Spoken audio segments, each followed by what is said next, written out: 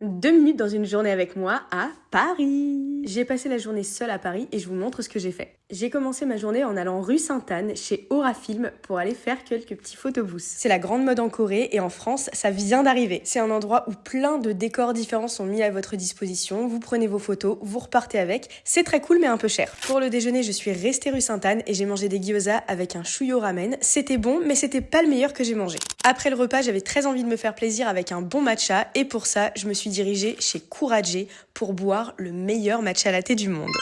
C'est sincèrement le meilleur matcha que j'ai jamais bu de ma vie, il est incroyable. À l'intérieur, il y a un petit peu de sirop d'érable et de fleurs de sel et c'est juste ouf. J'ai aussi pris le mono matcha de chez Kuraje, j'ai trop hâte de le goûter, j'ai trop hâte de rentrer chez moi pour pouvoir le manger. Après cette merveilleuse régalade, je me suis dirigée chez Gagny pour aller voir les sacs et franchement, j'hésite sur le modèle, lequel est le mieux pour vous? Et parce que j'ai décidé de faire ma grosse touriste, la Tour Eiffel.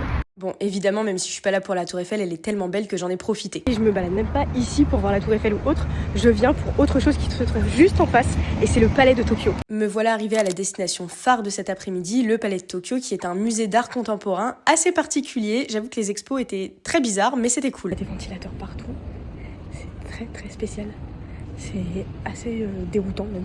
Des ventilateurs avec des draps devant. Ce que j'aime au Palais de Tokyo, c'est que c'est vraiment très brut au niveau de la décoration, etc. Et les espaces sont immenses. Ça veut dire que peu importe l'exposition, vous n'êtes pas les uns sur les autres. Et ça, c'est trop agréable pour pouvoir profiter des œuvres correctement et apprécier votre visite. J'ai fait un tour à la boutique du musée et là, c'était la caverne d'Ali Baba. Il y avait même Poulpi, le cousin de la pieuvre de Cindy. Et là, j'étais heureuse. Il y avait plein de trucs sur les chats et j'adore les chats. J'ai immortalisé ça au photomaton du musée. Pour le goûter, je me dirais un petit mélanie pan de chez Aki Boulangerie.